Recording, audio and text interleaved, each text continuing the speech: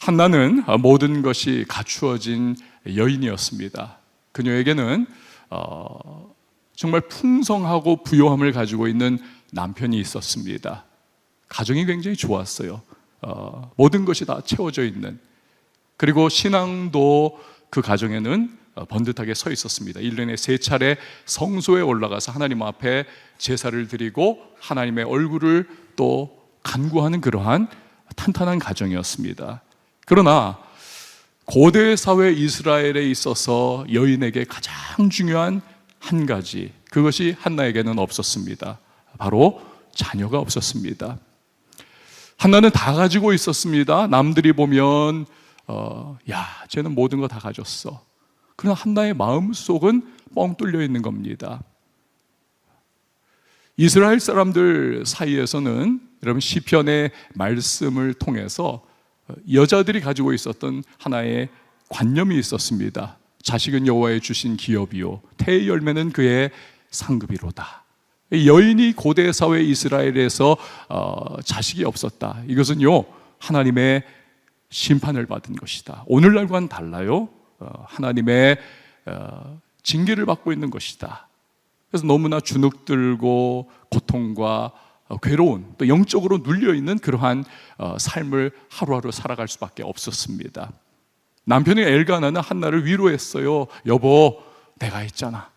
10 아들보다 내가 낫지 않아. 왜 이렇게 슬퍼해? 왜 밥을 안 먹어? 왜 이렇게 얼굴이 늘 어두워? 내 사랑으로 충분하지 않아.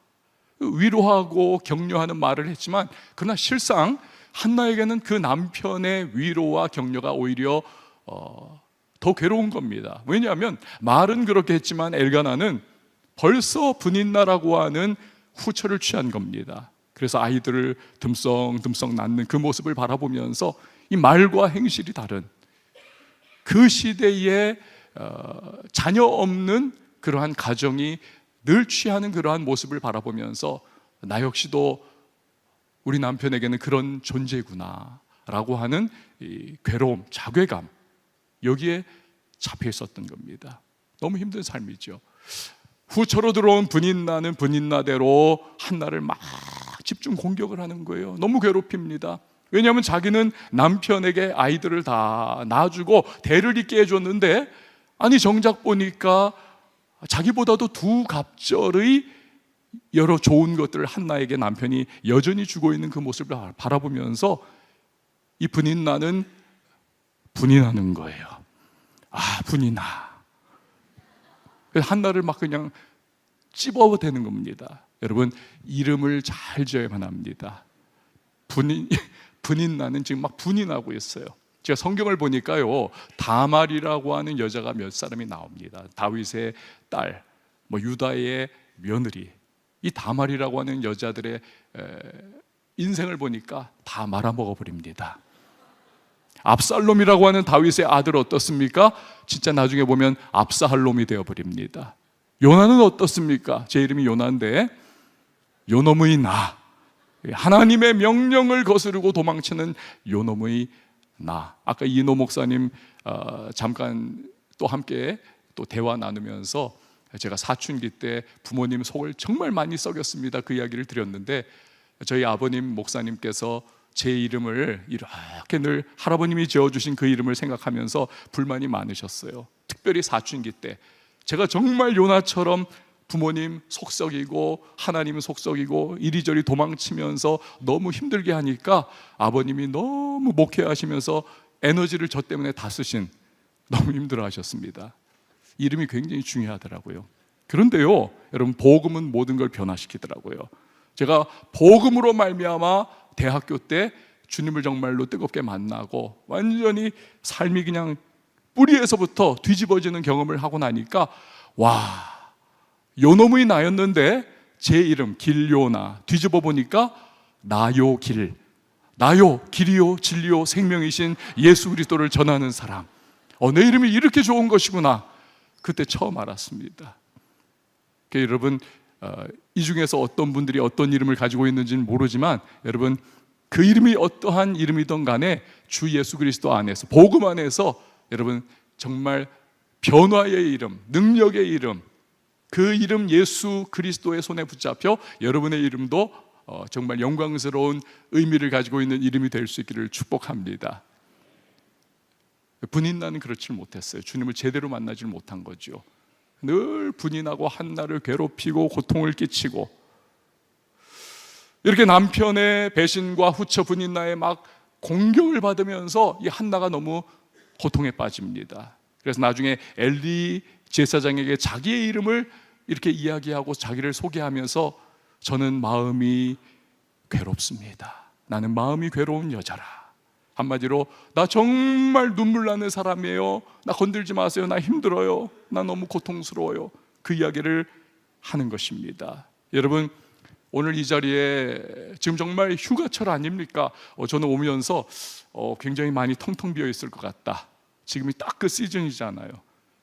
깜짝 놀랐습니다. 이렇게 많이 오시고 또 열망을 가지고 기도하고 있는 우리 더 사랑의 교회 성도님들을 바라보니까 와, 정말 한국교회가 앞으로 정말 소망이 있구나.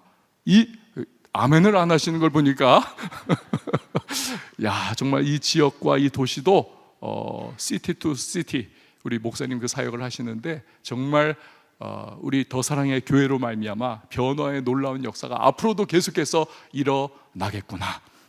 그 마음을 가지고 또 기쁨과 감사로 말씀을 나누고 있습니다. 여러분, 그럼에도 불구하고 오늘 이 자리에 나오신 여러분들도 다 나름의 괴로움이 있고 고통이 있고 또 눈물 나는 현실이 여러분의 삶에 있을 겁니다. 자식 키우기 어렵고 사업 힘들고 몸에 병이 있고 여러 가지 가정의 문제들도 크고 작은 어려움이 있죠.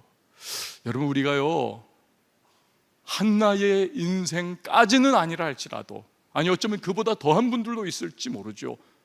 우리 모두가 가지고 있는 인생의 고통과 어려움의 순간순간 우리 어떻게 해야 할 것인가. 오늘 한나를 통해서 그 괴로움의 순간들을 승리로 변화시키는 우리 그러한 해답을 찾아보도록 합니다. 자, 먼저 한나는 인생의 괴로움에 직면했을 때 그 괴로움을 승리로 바꾸는 가장 중요한 요소를 우리에게 가르쳐 줍니다. 오늘 말씀 1장부터 한나의 모든 괴로움이 사라져버리는 1장 1절까지의 말씀을 보면요, 그녀의 인생을 관통하는 하나의 키워드가 있습니다. 여러분 이미 마음속에 감 잡으셨죠? 기도라고 하는 키워드입니다. 무려 7번 등장을 해요. 1장 9절에서 2장 1절까지. 세지는 마십시오. 제가 이미 다 세 가지고 왔어요. 7번 기도. 특별히 앞에 1장의 기도는 그녀의 절망과 고통과 고뇌 가운데 하나님 앞에 절규하고 부르짖는 기도입니다. 그러나 2장에서 그녀가 드리는 기도는 찬양의 기도예요. 감사의 기도입니다. 그러므로 한나는 인생의 모든 고통과 괴로움과 눈물 나는 현실, 삶의 비극, 이 모든 것을 기도라고 하는 방편을 통해서 뒤집어 엎어버린, 하나님의 응답을 통하여 그 인생이 완전히 변화되어 버린, 삶이 완전히 새로워진, 180도 바뀐 그러한 인생을 살아갈 수가 있었던 겁니다. 그래서 제가 이 한나를 보면서 제가 늘 저희 금요 돌파 기도회 때 성도님들에게 드리는 그 멘트가 하나 있어요. 문제거리를 기도거리로 바꾸면 하나님은 기도거리를 간증거리 삼아주십니다. 저를 한번 따라해 주십시오. 문제거리를 기도거리로 바꾸면 기도거리를 간증거리 삼아주십니다. 여러분 믿으시기 바랍니다. 문제거리를 기도거리로 바꾸면 기도거리를 간증거리로 삼아주시는 하나님, 이걸 한나가 경험을 하게 된 것입니다. 여러분 그렇습니다. 기도는 탈출구입니다. 우리가 정말 전후 사방 막혀있는 삶의 현실 속에서도 기도로 하나님 앞에 내 문제거리를 아뢰며 나갈 때 하나님이 하늘의 문을 열어주셔서 우리의 인생을 간증의 인생 될 수 있도록 변화시켜 주시는 것입니다. 근데 특별히요, 한나가 어디에서 기도를 했는가? 오늘 성경을 보니까 성소에서 기도를 했습니다. 성소. 여러분, 하나님은 어디에나 계십니다. 우리 안에도 계시죠. 그러나 이 구약적 사고방식, 여기서 임재의 아주 집약적인 현장, 이게 바로 성소가 아닙니까? 오늘날로 말하면 교회죠, 교회. 그래서 여러분, 우리가요, 기도원에 가서도 기도할 수 있고, 뭐 산에 가서도 산기도 할 수 있고, 여기 가서 저기 가서 집에서도 다 할 수 있지만, 가장 하나님의 임재의 영광이 압도적으로 함께하는 현장, 이 교회에 나와서 기도하는 것이 가장 효과적이고 가장 강력하고 가장 건강한 기도의 모습임을 여러분 꼭 기억을 하시기를 바랍니다. 저를 한번 따라해 주세요. 잘 나왔다. 여러분, 잘 오셨습니다. 교회에서. 그래서 예수님께서 마가복음에서 말씀하셨지 않습니까? 내 집은 기도하는 집이다. 예수님께서 그 성전에 대해서요, 여러 가지 해석을 하실 수 있었습니다만, 예수님께서 대표적으로 주신 말씀은 내 집은 기도하는 집이다. 여러분, 오늘 우리가 기도할 때 이 하늘의 문이 열리고 응답의 놀라운 은혜가 우리 가운데 상투적인 문구가 아니라 정말 사모하는 영혼을 만족해 하시는, 가란 심령을 채워주시는 그 하나님의 은혜가 임하게 될 줄 믿습니다. 자, 그러면 어떤 사람이 기도하는가? 어떤 사람이 기도하는가? 어떤 크리스찬이요, 제가 예전에 한 7년 정도를 저 경기도 과천에서 목회를 한 적이 있습니다.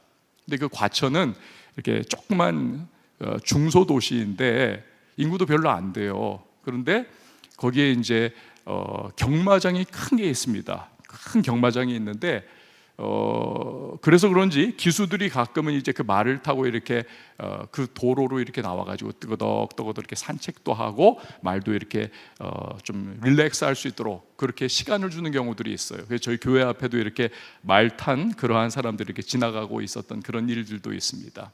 근데 어떤 크리스찬이 말을 한 마리 산 거예요. 그래서 그 말을 막 이렇게 잘 키우고 보살피면서 훈련을 시켜가고 있었습니다.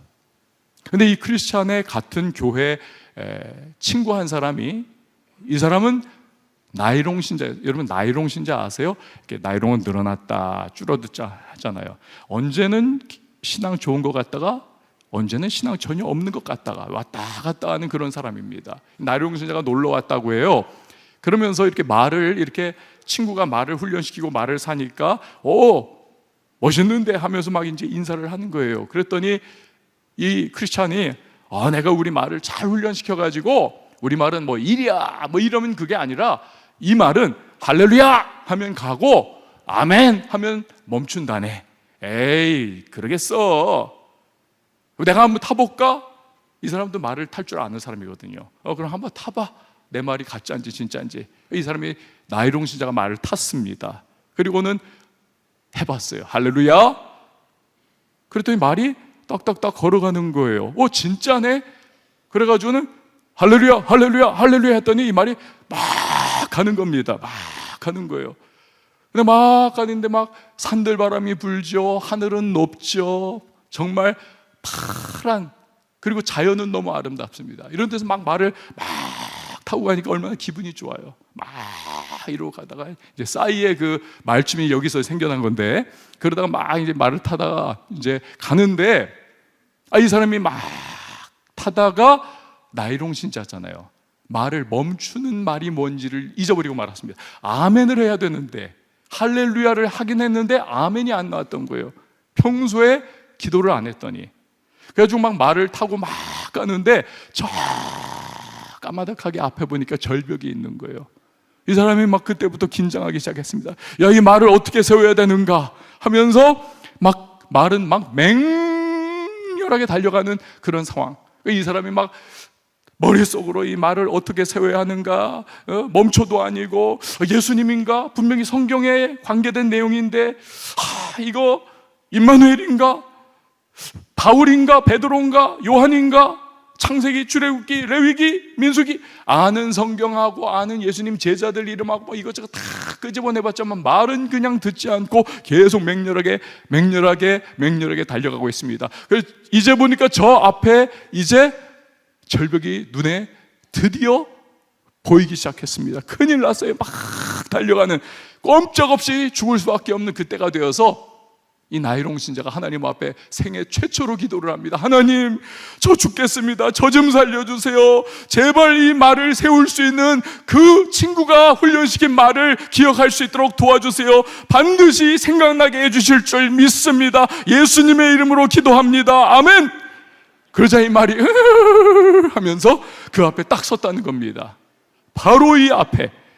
그러자 이 나이롱 신자가요, 생애 처음으로 진지한 기도를 하나님 앞에 드렸는데 생애 최초로 그것도 자기의 목숨을 구할 수 있는 하나님의 직접적인 응답이 자기에게 온 것 같은 거예요. 너무너무 기쁘고 정말 하나님 살아계시구나 해가지고, 야, 하나님이 내 기도를 정말 응답해 주셨구나, 할렐루야. 그래서 죽었대요. 여러분요, 고기도 어떻습니까, 여러분? 고기도 먹어본 사람이 고기 맛을 압니다. 그래서 자꾸 고기를 좋은 걸 먹습니다. 기도도요, 기도를 왜 해야지 아는 사람이 기도를 합니다. 여기 나오신 우리 성도님들도 기도를 해야 한다는 것, 그리고 기도를 하면 하나님의 크고 작은 응답이 내 삶에 임한다는 것, 이걸 알기 때문에 정말 오시기 힘든 오늘 같은 이날, 이 바캉스 시즌에 이곳에 나오신 거죠. 기도는 왜 해야 하는지, 생전 안 하다가 하는 기도 쉽지 않습니다. 여러분, 어떤 사람이 기도를 합니까? 오늘 성경을 보니까 이런 아주 인상적인 문구가 반복적으로 등장을 합니다. 여호와께서 한나로 잉태하지 못하게 하셨다. 여호와께서 한나로 잉태하지 못하게 하셨다. 2번 반복을 합니다. 이 히브리어, 구약성경 히브리어로 써졌어요. 히브리어에서 문법이 있는데요, 동일한 맥락의 내용을 2번을 반복한다든지 3번을 반복을 하면 그건 굉장히 중요한 것이다. 이거 중어체라고 합니다. 굉장히 중요하다. 그러니까 여호와께서 한나로 성태치 못하게 하셨다, 잉태하지 못하게 하셨다. 여러분, 이건 무엇을 의미합니까? 하나님께서 한나의 인생에 무언가 그분만의 계획을 가지고 계시면서 그 절대주권자 하나님의 계획 안에서 한나의 태의 문을 일시적으로 막고 계신다는 것을 의미하고 계신 겁니다. 여러분, 누가 기도하나요? 하나님께서 내 인생을 향한 절대주권을 가지고 계신다는 사실을 분명히 믿는 사람, 그 사람이 기도하는 것입니다. 하나님이 내 인생을 향한 절대주권을 가지고 계신다. 한나는 그 사실을 분명히 깨닫고 있었습니다. 한나는 그 기도를 하지 않았을까 상상을 해봐요. 하나님, 제 힘으로도 할 수 없고 능으로도 할 수 없고 이 잉태하는 부분은 제가 어찌할 수 없는 거지만 자식은 여호와의 주신 기업이요 태의 열매는 그의 상급이로다 하셨으니 하나님이 이제 태의 문을 열어주시면 저도 아기를 가질 수 있음을 믿겠습니다. 그러면서 하나님께 그 믿음으로 기도하는 거죠. 하나님의 절대 주권을 알지 못하면요, 여러분, 기도를 제대로 할 수가 없습니다. 제대로 못해요. 이삭은 아내 리브가가 임신을 하지 못합니다. 그러자 무려 20년 동안을 하나님 앞에 기도를 합니다. 아내가 아이를 낳게 해주세요. 여러분, 이삭이요, 그 당시는 후처를 둘 수 있었던 고대 사회의 문화 가운데 있지 않았습니까? 얼마든지 주변에 다른 사람들 가정처럼 그렇게 후처를 둬서 자녀를 낳을 수 있는, 이삭은 아브라함의 막대한 부를 유업으로 물려받은 후계자 아닙니까? 돈 많았습니다. 갑부였습니다. 얼마든지 그 방법, 인간적인 세속적 방법을 사용할 수 있었지만, 그러나 하나님의 절대 주권을 그는 믿고 확신하고 있었기에 하나님이 자기 아내 리브가의 태를 열어주시기를 간구하며 기도했던 겁니다. 그래서 하나님께서 20년 만에 이삭에게 쌍둥이 에서와 야곱을 주시지 않습니까? 그러나 오늘 엘가나는요, 1년에 3차례 성소에 올라가기는 합니다. 겉모습으로 바라볼 때 경건의 모양은 있습니다만 사실 엘가나의 그 하는 모습들을 가만 보면 한편으로는 이분이 정말 하나님의 절대 주권에 대한 분명하고도 확신한 믿음을 가지고 있는가? 여기는 물음표가 따라갑니다. 그는 그 동시대의 다른 많은 가정들에서 그리했듯이 그냥 선뜻 후처를 맞이하여서 남들 그러하듯이 자녀를 낳고 이어가는 그 모습을 우리는 봅니다. 하나님의 절대 주권을 붙잡았던 이삭, 여러분 그의 가정을 우리가 생각해보고 이 엘가나의 모습, 막 그 가운데 브닌나와 한나의 막 전쟁과 같은 그러한 갈등이 막 지금 막 분열되는 모습을 우리가 이 가정을 통해 보게 되는 거죠. 유럽에 두 명의 아주 위대한 장군들이 있었습니다. 한 사람은 나폴레옹이죠. 그런데 이 나폴레옹은 하나님의 절대 주권 같은 것은 안중에도 없던 사람입니다. 전쟁에 나갈 때 참모가 말했다 그래요. 장군님, 이번 이 전쟁이 우리의 운명을 좌우합니다. 우리 목사님 모셔다가 기도하고 나가십시다. 전쟁은 내가 하나, 하나님이 하나, 내가 하지 내 사전에 불가능은 없어. 나폴레옹은 밀어붙였어요. 기도 같은 건 안 하고 결국 패배하고 그 많던 참모와 부하들 다 죽고 자기도 유배당하지요.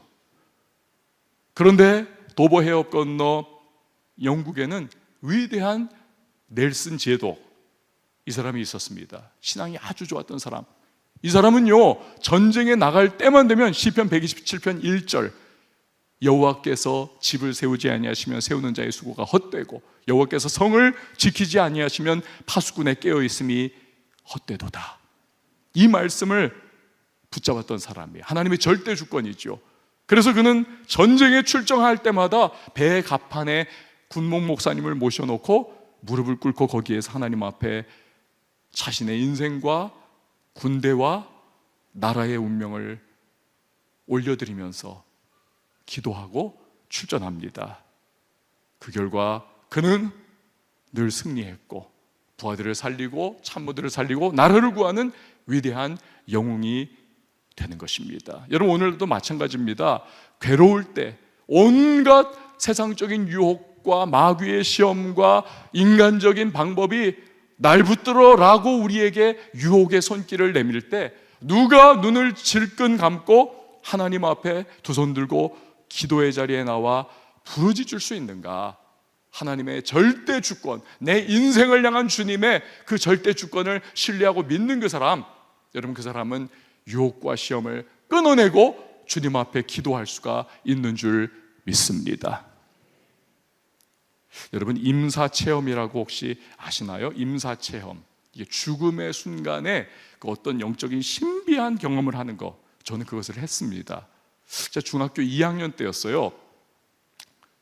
이제 친구하고 같이 잠실 수영장을 갔습니다. 거기서 이제 수영을 했어요. 저는 어렸을 때 좀 이렇게 그냥 뭐 제대로 안 배웠는데 그래도 아주 어렸을 때부터 물에서 많이 놀았기 때문에 그래도 이런저런 수영을 좀 할 수 있는 사람이었습니다. 막 이래저래 할 수 있었어요. 그래서 깊은 데 들어가가지고 거기서 재밌게 막 이렇게 수영도 하고 그러고 있었는데 제 친구는 수영을 제대로 못하는 친구였습니다. 근데 요나가, 제 이름이 요나예요. 요나가 자기 딴에는 보니까 저 깊은 것 같은데 저기 들어가가지고 수영도 막 재미지게 하는 것 같고 막 물장구 치고 놀고 막 그러니까 자기도 할 수 있는 것 같은 거예요. 그래가지고는 뛰어들어왔습니다. 저는 막 저 나름대로 수영하고 그러느라고 친구를 못 봤던 거예요. 근데 친구는 저를 따라서 풍덩하고 뛰어들었는데 불사 물속에 뛰어들어 보니까요, 그게 5m짜리거든요. 그게 밑으로 쭉 내려가는 겁니다. 여러분, 물에 뛰어들었는데 계속 속절없이 밑으로 내려가면 두려움과 공포에 사로잡힙니다. 이 어린아이, 중학교 2학년짜리가 너무 겁에 질린 거예요.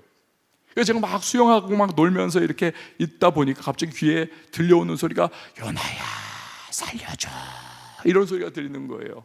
그래서 이렇게 돌아봤습니다. 그랬더니 제 친구가 저쪽에서 막 그냥 물속에 혼자서 들어갔다 나왔다 들어갔다 혼자만의 사투를 벌이고 있는 거예요. 막 요 얼굴 여기만 놔놓고 막 동동동동동 떠 있으면서 하여튼 고생을 하더라고요. 그래서 제가 친구를 살려야 되겠다 그래가지고는 친구에게로 막 헤엄을 쳐서 갔습니다. 근데 여러분, 옛말에 그런 말이 있지 않습니까? 물에 빠진 사람 뭐라도 잡는다? 지푸라기라도 잡는다. 우리 친구들이 잘 아네요. 근데 그 지푸라기가 그 순간은 바로 저였습니다. 제 목을 그냥 꽉 잡는 거예요. 제 목을 꽉 잡고. 근데요, 정말 물에 빠져가지고 허우적거리는 그 친구의 그 힘이요, 이게 제 친구가 아닌 거예요. 그 완전히 젖먹는 힘까지, 얘 놓치면 자기 죽는다는 거예요. 그러니까 제 목을 얼마나 꽉 잡고 있는지 이걸 도저히 뜯어낼 수가 없는 겁니다. 그래서 놔라, 같이 죽는다 막 이러면서 하여튼 뜯어내려고 해도 뜯어내지질 않는 겁니다. 그래서 막 둘이서 씨름을 하는 거예요. 저는 같이 죽으면 안 돼. 이 친구는 나는 너 잡고 같이 살아야 돼. 막 이러는 거예요. 근데 어느 순간 갑자기 제가 물 밑으로 막 내려가지는 거예요. 그래서 이렇게 봤더니 제 친구가 저를 밀고는 그 반동으로 올라가가지고 숨을 쉬는 겁니다. 저를 밀고는, 제가 누구예요? 자기를 구해주기 위하여 지금 들어온 사람인데 그것도 생각하지 않고 저를 밀고는 그 위로 자기가 올라가서 숨을 쉬는 거예요. 그래서 제가 그때 알았습니다. 중학교 2학년 때 사람은 믿을 놈 하나도 없구나. 그때부터 저도 제 친구를 막 잡아 끌어내리면서 저도 올라가가지고 숨을 쉬고 막 둘이서 막 이렇게 막 이런 거예요. 근데 그러다 보니까요, 여러분, 어느 한순간 되니까 친구도 그렇고 저도 그렇고 완전히 진이 다 빠져버린 거예요. 그래가지고는 둘 다 부둥켜 안고는 그 5m 아래로 점점 빠져들어가기 시작을 했습니다. 근데 어느 순간 되니까 이렇게 평안한데 저 위에 이렇게 5m 위에 찰랑찰랑한 그 파란 형광등 불빛도 보이고 그 수면 위에 이렇게 경계선도 보이고 모든 것이 너무너무 고요하고 평온한 겁니다. 그러면서 드는 생각이, 이제 이렇게 죽는 거구나. 그걸 이제 받아들이게 되는 거예요. 죽는 거구나. 근데 그 순간 신비로운 일이 일어난 겁니다. 갑자기 눈앞에 쫙 하면서 그 영화 필름, 35mm 필름이 쫙 지나가면서요, 한 컷 한 컷에 중학교 2학년 때 그때까지 제가 알고 있던 그 수많은 사람들, 부모님, 할아버지, 할머니, 누나, 하여튼 친구들, 알고 있던 선생님들, 그 한순간에 정말 그 찰나의 순간에 주마등처럼 쫙 지나가는 겁니다. 그런데 그 쫙 지나가는데 한 컷 한 컷이 다 보이는 거예요. 참 신기하죠. 그러면서 제가 알고 있던 모든 사람의 그 얼굴이 쫙 보이면서 그 순간 딱 드는 생각이, 내가 지금 죽으면 안 되겠다. 내가 앞으로 할 일이 있는데 내가 죽으면 안 되겠다. 이 생각이 드는 거예요. 그러면서 어디서 힘이 생기는지 완전히 힘 빠져가지고 지금 밑으로 빠져들어가고 있었던 그 순간에 막 이 뱃속에서부터 힘이 생기는 거예요. 내가 지금은 죽으면 안 되겠다. 그래가지고 그 친구를 그냥 뜯어내기 시작한 겁니다. 막 뜯어내고, 죄송한 표현이지만 발로 차고 그냥 막 해가지고는 겨우 뜯어냈습니다. 그래가지고는 물 밖으로 겨우 헤엄쳐서 나왔어요. 제가 나름 배영, 평영, 하여튼 자유형 다 한다라고 했는데, 역시 여러분, 그 마지막 순간 되니까 남는 수영 기법은 개헤엄밖에 없더라고요. 그 개헤엄으로 나와가지고, 그래가지고는 겨우 물 밖에서 이 친구를 보는 거예요. 친구는 물속으로 들어가 있고, 그래서 보니까 저쪽에 안전요원이요, 다른 거 신경 쓰느라고 우리를 못 봤던 거예요. 그 넓은데 우리 둘만 있었거든요. 다이빙 하는 곳에 우리 둘만. 아저씨, 친구 죽어요. 그래서 안전요원이 그걸 들었습니다. 막 뛰어오더라고요. 근데요, 여러분, 역시 전문가는 달라요.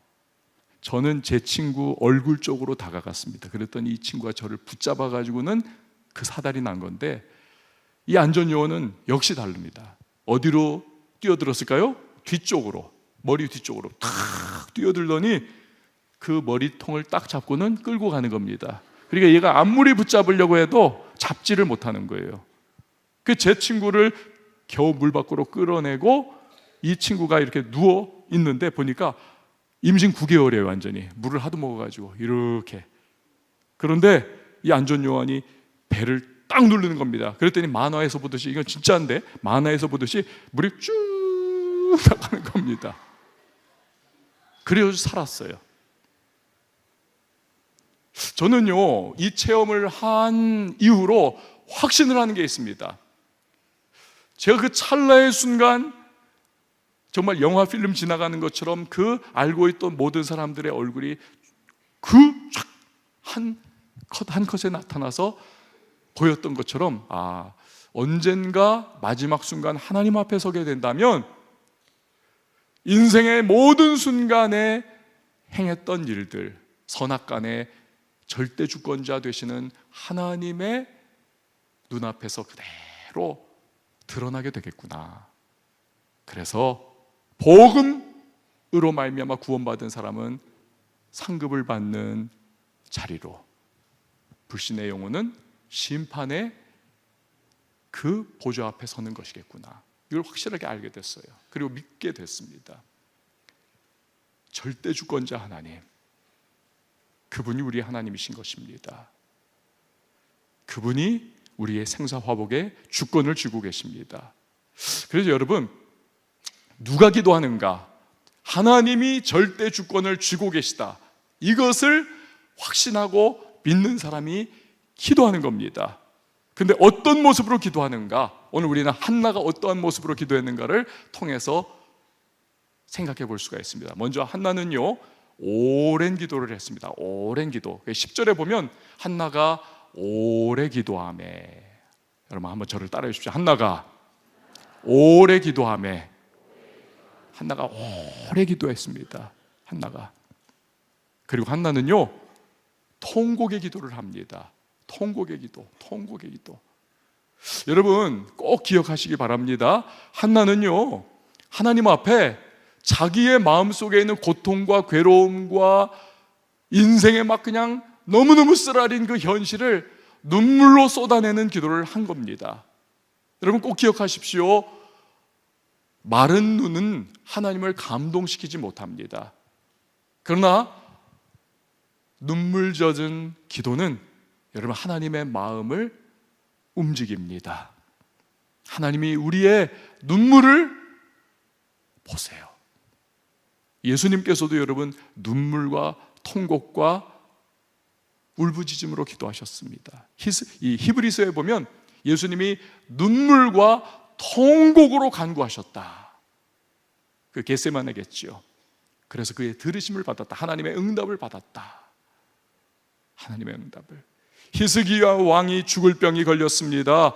면벽 기도를 합니다. 통곡하면서 기도합니다. 그때 하나님이 응답해 주시면서 15년의 삶을 더 추가로 주시지 않습니까? 보너스로 인생을 더 받았습니다. 그런데 이사야 선지자가 하나님께서 히스기야를 어떻게 바라보셨는가? 내가 너의 기도를 들었고 너의 눈물을 보았노라. 여러분 하나님은 우리의 기도를 들으실 뿐만이 아니라 우리의 눈물을 보시는 분이라는 사실.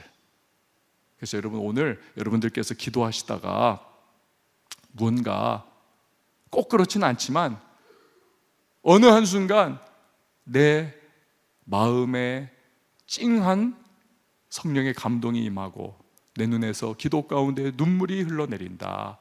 여러분 그렇다면 거의 99.9%는 하나님이 나의 기도를 지금 들으시는구나. 그렇게 확신하셔도 돼요. 나머지 0.1%, 1% 이런 거는 그건 모르겠지만 거의 대부분 그렇습니다. 하나님은 눈물의 기도를 들으시는 하나님. 인생 괴로우십니까? 여러분 답답한 문제에 지금 사로잡혀 있는 분 계십니까?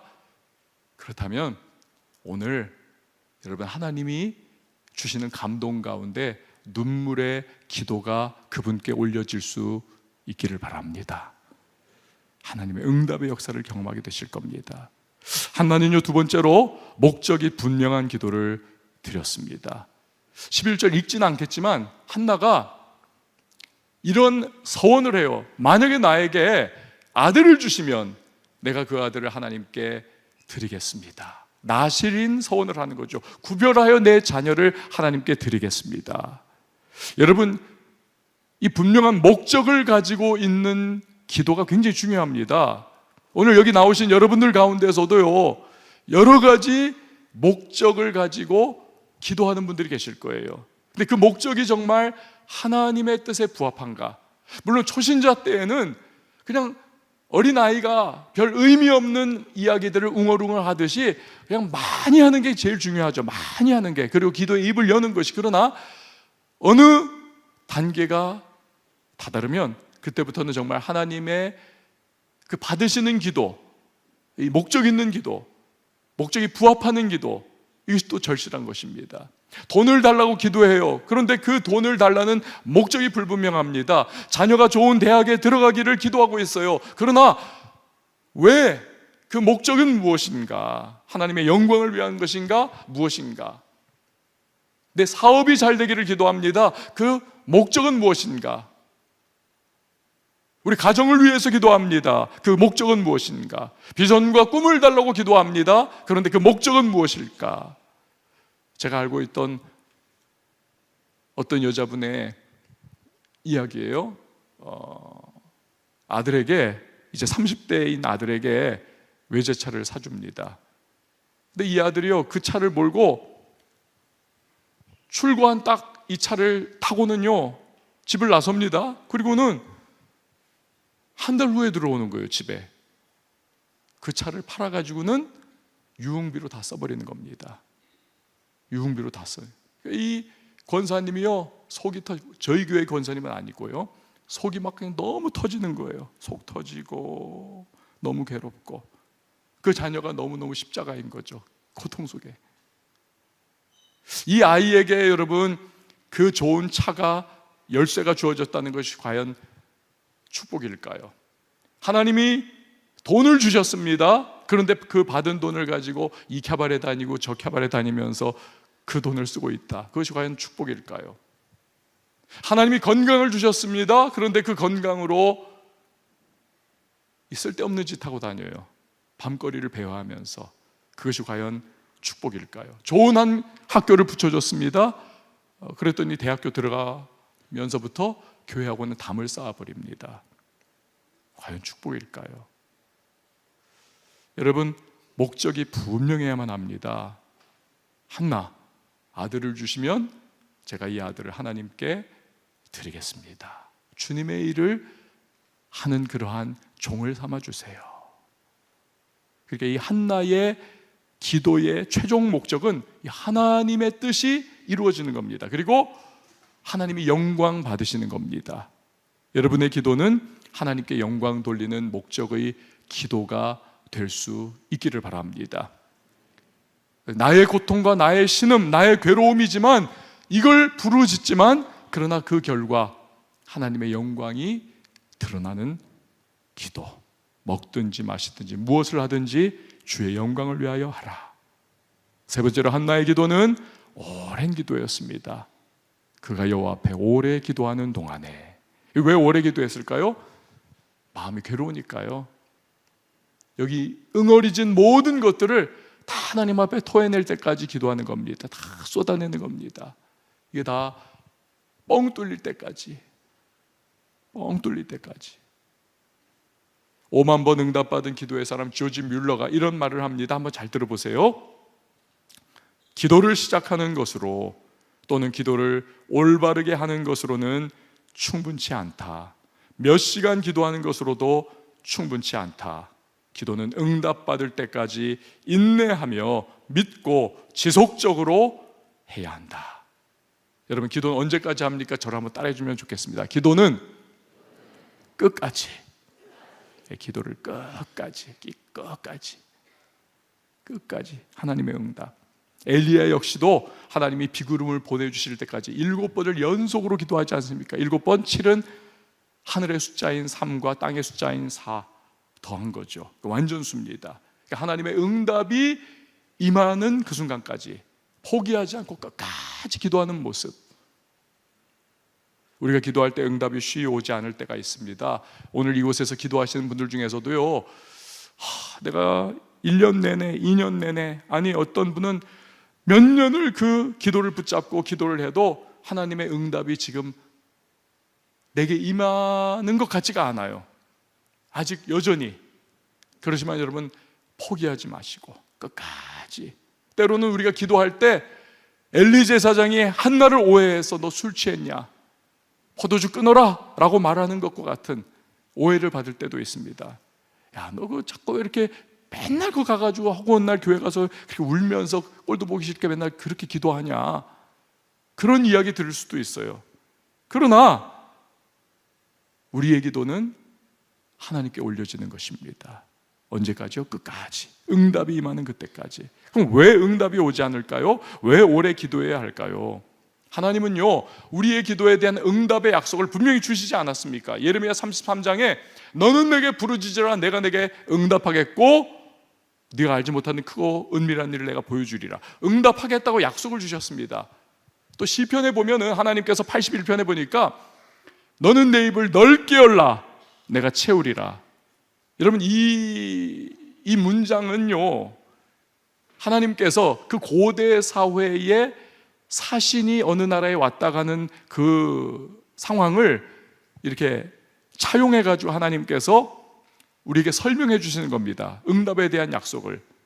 사신이 이 나라에 왔어요. 외국에 왔습니다. 그래서 그 나라의 왕과 이렇게 독대를 해가지고 자기 나라 임금의 이야기들을 막 이렇게 서로 간에 막 조약을 맺고 해서 모든 게 다 성취가 되었습니다. 성공적으로. 그리고 나서 사신이 자기의 고국으로 귀환을 하려고 하는 순간 이 나라의 왕이 사신에게 말하는 거예요. 이 고대 사회입니다. 근동지방에. 너 입을 넓게 열어라. 입을 쫙, 참새가 입을 버는 것처럼 딱 여는 거예요. 그러면 그 입 사이즈에 맞는 황금 덩어리를 그 입에 딱 넣어주는 겁니다. 수고했어 하면서.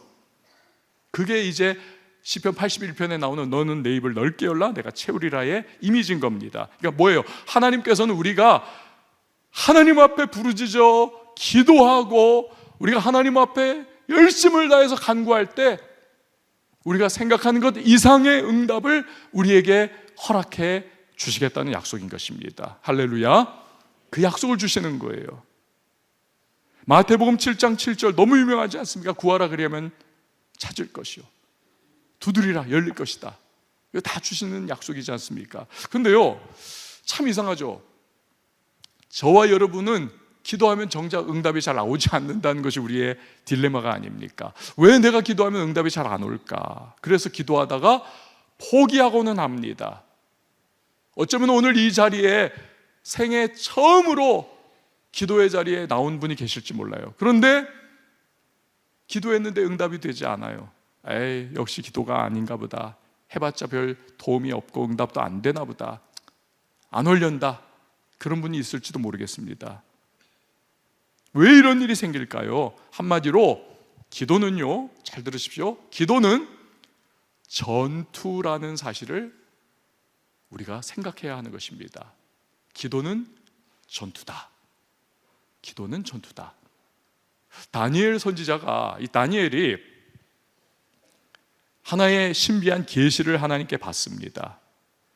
민족의 미래, 세상의 끝날에 있을 여러 가지 일들에 대한 그러한 계시입니다.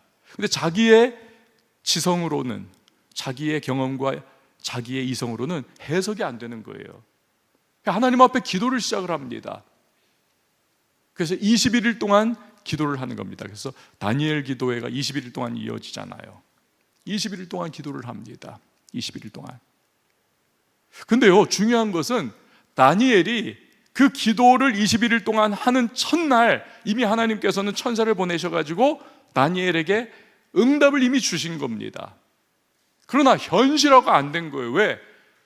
천사가 나중에 다니엘에게 설명을 하지 않습니까? 다니엘서 10장에 보니까 내가 하나님의 응답을 가지고 너에게 내려오고 있었는데 이 페르시아 지역, 바사 지역, 이 페르시아 지역을 공중권세 잡은 세력이, 어둠의 영들이죠. 이 악령의 세력이 나를 막아섰다. 그래서 너에게 내려오던 그 상황이 내가 막혀버려가지고 그 사이에 내가 거기서 그렇게 머물러 있을 수밖에 없었다. 그런데 21일째 되는 날 하나님이 보내신 천사 중의 군대 장관인 미가엘이 와서 나를 도와주었기에 내가 그 자리에서 이제는 해제가 되어가지고 너에게 이 응답을 가지고 왔어 라고 다니엘서 10장에 쭉 설명을 하거든요.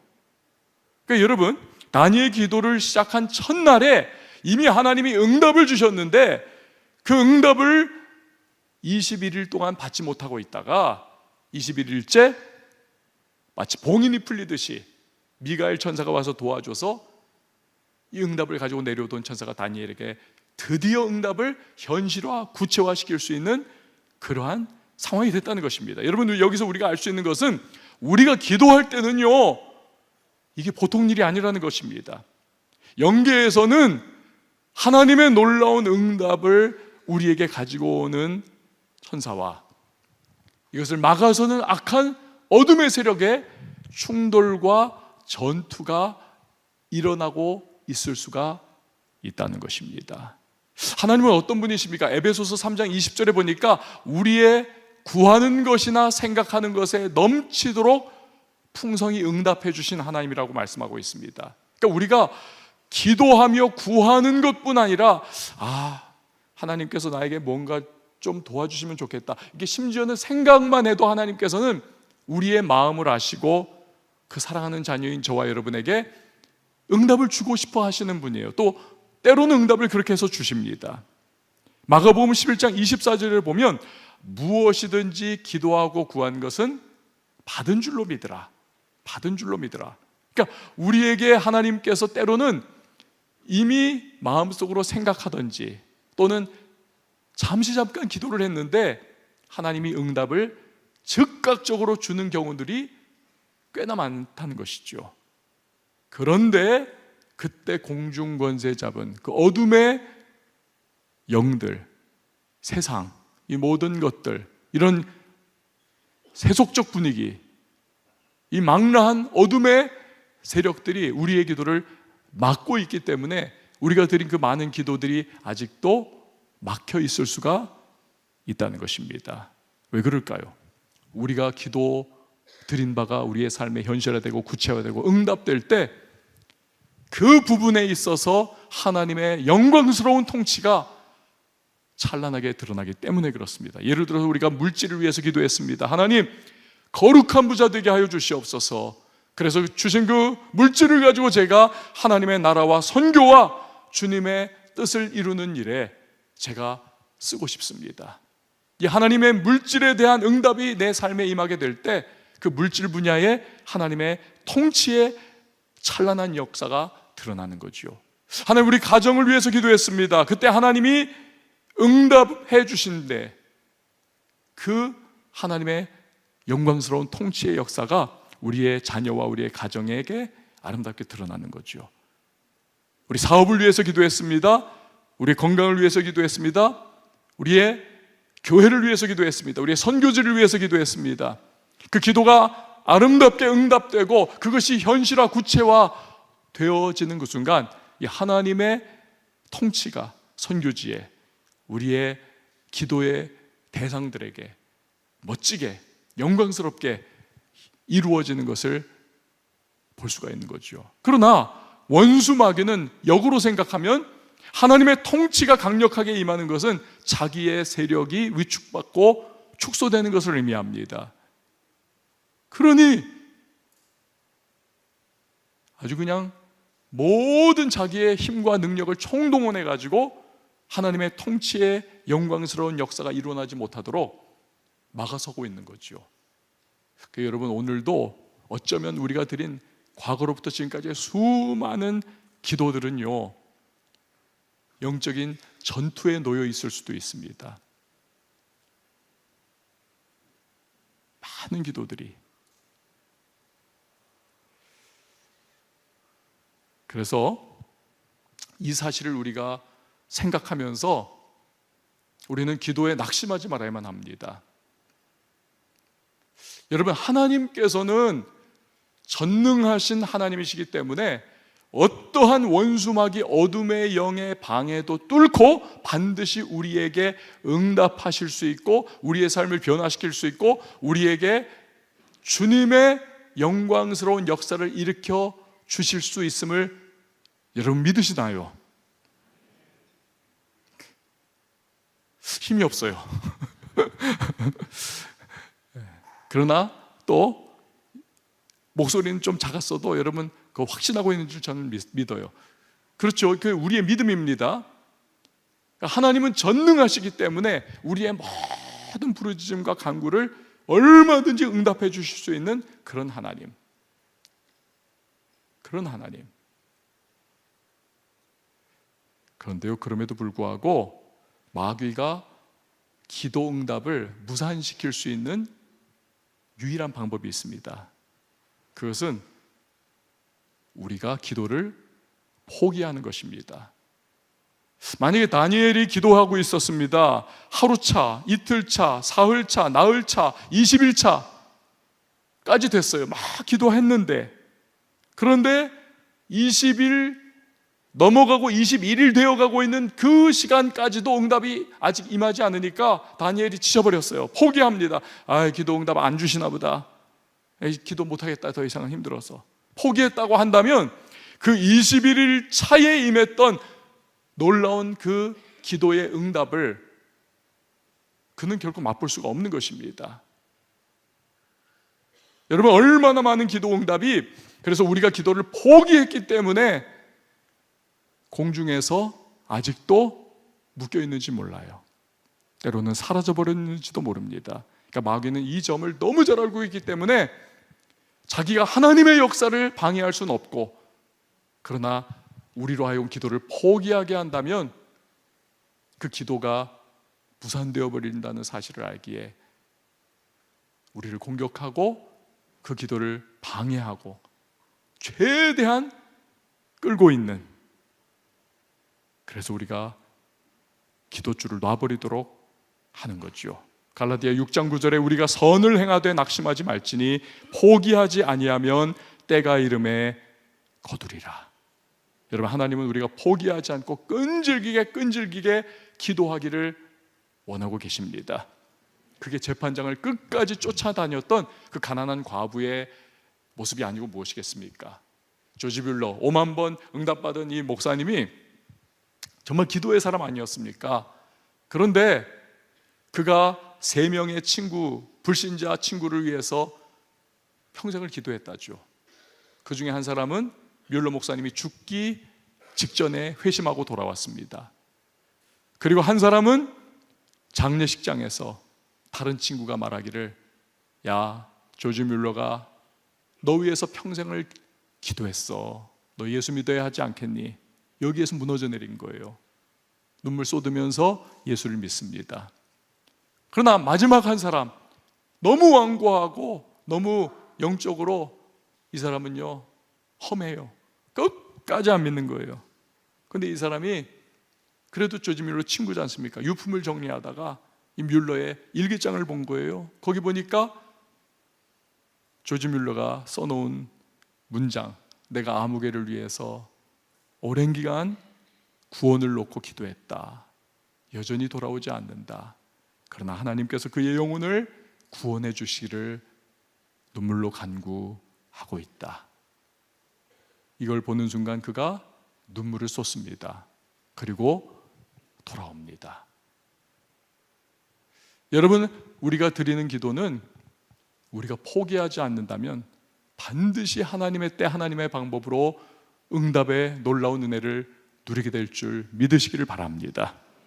기도는 결국 이루어지는 겁니다. 하지만 기도는 전투이기에 결코 쉽게는 이루어지지 않습니다.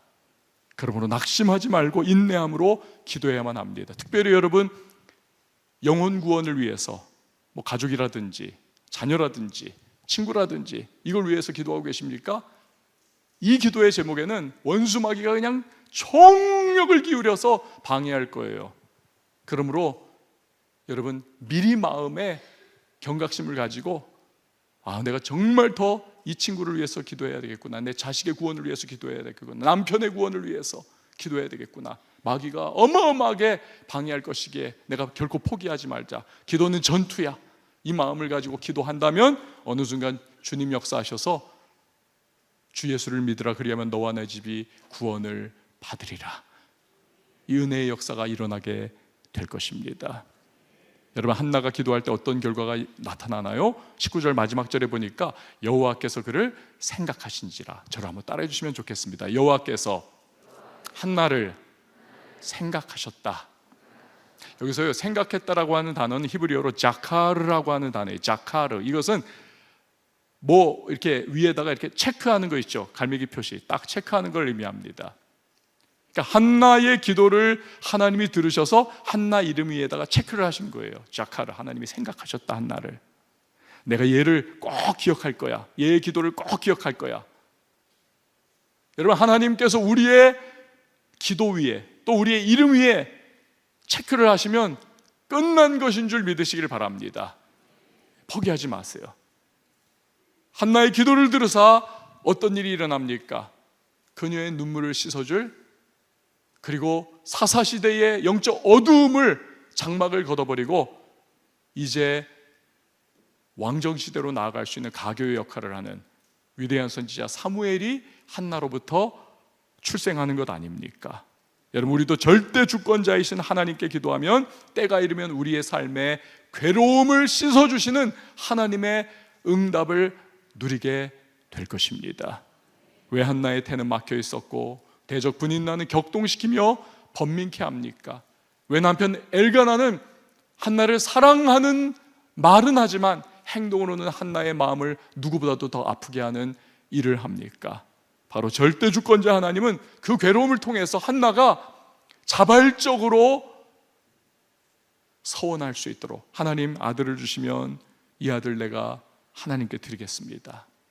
그래서 영적 어두움을 걷어버리고 백성들에게 하나님 말씀을 전할 위대한 선지자의 탄생을 위해서 브닌나의 공격도 있었고 엘가나의 배신 아닌 배신도 있었고 눈물과 고통의 세월이 있었던 겁니다. 힘들죠. 하지만 꼭 있어야 할 시간이었던 겁니다. 이 이야기만 하고 마칠게요. 저 아프리카의 초원의 사자들은요, 여기도 아프리카 사파리 갔다 오신 분 계십니까? 여행의 끝은 아프리카라고 하던데 그 사파리 차량 바로 앞 1m까지도 이 사자들은 누워가지고 유유자적입니다. 이렇게 뒹굴뒹굴 하면서 나는 백수의 왕이다 하면서 이렇게 뒹굴뒹굴 하잖아요. 누가 거기에 감히 다가가겠습니까? 또 거대한 그 코끼리도 적수가 없습니다. 그런데 이 강력한 백수의 왕인 사자와 코끼리, 얘네들을 괴롭히는 존재가 있으니 그게 바로 작디 작은 파리입니다. 이 파리 떼들이 그냥 사자를 괴롭히고 그냥 코를 물어뜯고 막 그냥 귀를 뜯고 그 코끼리를 그냥 계속 귀찮게 굴고, 그래서 사자가 그냥 계속 누워가지고는 꼬리를 철썩철썩하면서 이 파리를 쫓아내느라고 그냥 안간힘을 쓰고 그 코끼리도 귀를 팔럭팔럭거리면서 계속 이 파리를 쫓아내기 위해 가지고 너무너무 힘들어합니다. 이 파리 녀석만 없으면 내가 너무너무 편할 텐데. 너무 성가시고 귀찮게 구는 존재, 파리예요. 근데 여러분 그거 아십니까? 과학자들이 그러기를 파리가 사자와 코끼리를 괴롭히기 때문에, 늘상 괴롭히기 때문에 사자나 코끼리의 수명이 2년에서 3년 늘어난다는 거예요. 만약에 여러분 사자는 18시간에서 20시간을 잔다고 합니다. 그런데 만약에 사자가 사슴을 잡아먹고 그냥 계속 잠만 잔다고 생각을 해보십시오. 비만에 걸리고 운동 부족으로 재수명 못 사는 거예요. 코끼리도 마찬가지입니다. 그런데 파리들이 계속 달라붙어 가지고는 사자를 괴롭히고 코끼리를 귀찮게 하고 막 움직이게 만들고 이리 뒹굴 저리 뒹굴하게 만들고 막 일어나서 막 허리를 흔들게 만들고 귀를 펄럭거리게 만들고 계속 그러기 때문에 귀찮지만 그 덕분에 2년에서 3년의 수명의 연장이 있다는 것입니다. 귀찮지만 고마운 존재. 여러분, 우리의 인생에도요, 끊임없이 괴로운 일들이 다가올 겁니다. 그때 우리는 기억해야만 합니다. 하나님은 절대 주권자이시다. 그리고 그분은 나를 향해 선한 뜻을 가지고 계시다. 하나님의 뜻이 반드시 이루어질 때가 있을 것이다. 이걸 우리가 믿고 기도를 포기하지 말아야 합니다. 괴로울 때는요, 주님의 얼굴을 바라보며 기도해야 하는 때인 것입니다. 우리 시간에 함께 찬양하고 기도의 제목을 한 가지 드리도록 하겠습니다. 좀 이렇게 저 금방 또 저보다 나이가 좀 있으신 분들은 다 아시는 노래, 꽤나 젊으신 분들은 또 모르시는 노래일 수도 있어요. 괜찮습니다. 배워가면서 같이 부르면 됩니다. 괴로울 때 주님의 얼굴 보라, 함께 찬양하겠습니다. 괴로울 때 주님의 얼굴 보라, 영화의 주님 바라보아라. 세상에서 시달린 친구들아, 위로의 주님 바라보아라. 눈을 들어 주를 보라. 눈을 들어 주를 보라. 내 모든 염려 주께 맡겨라.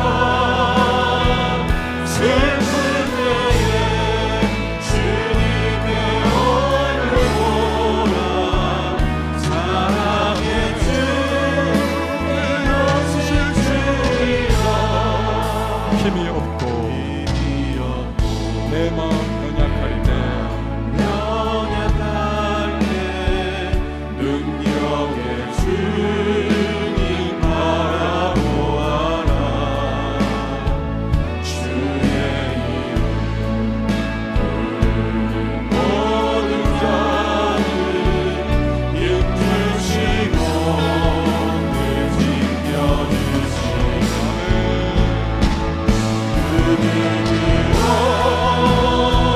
주를 보라. 내 모든 염려 주께 맡겨라. 슬픈 때에 주님의 얼굴 보라. 사랑의 주님 눈을 들어 주를 보라.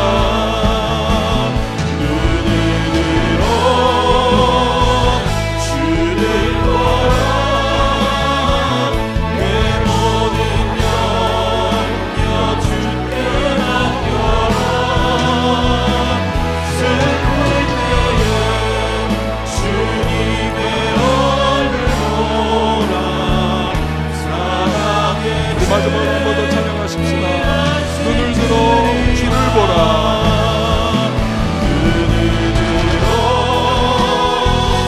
주를 보라. 내 모든 염려 주께 맡겨라. 슬픈 때에 주님의 얼굴 보라. 사랑의 주님 오실 주리라. 여러분, 이 시간에 같이 주님 앞에 육신의 눈은 감고 우리의 영의 눈을 떠서, 우리 마음의 눈을 떠서 주님 얼굴 바라보며 기도하기를 원합니다. 한 사람도요, 괴로움과 문제에서 해방된 사람 없습니다. 우리 인생 살아가는 내내 우리의 삶의 문제가 크고 작은 어려움이 다가옵니다. 그러나 하나님은요, 문제거리를 기도거리로 우리가 바꾸어 주 앞에 올려드리면 그 기도거리를 간증거리로 삼아주시는 전능하신 하나님이십니다. 그 하나님께 이 시간에 기도로 나아가십시오. 주여, 한나의 고통과 기도를 통해 놀라운 선지자 사무엘의 탄생이라고 하는 뜻이 이루어졌듯 내 삶의 고통과 끊임없이 다가오는 크고 작은 문제 속에서 주님 얼굴 바라봅니다.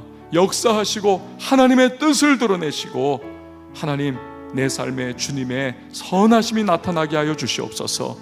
기도가 가는 대로 인생이 가게 되어 있습니다. 주여, 오늘 내가 주님 앞에 거룩한 손 들고 기도하며 부르짖어 나갈 때 우리 하나님의 놀라운 은혜의 역사가, 응답의 역사가 임하게 해달라고, 내 가정에, 우리의 자녀들의 앞날에, 또 우리의 현실의 문제 앞에 하나님의 선하고 하나님의 아름다운 뜻을 이루어 주시고 주님의 응답의 역사로 함께 해달라고 이 시간 우리 다 같이 주님의 이름 한번 외치고 기도하며 나갑니다. 주여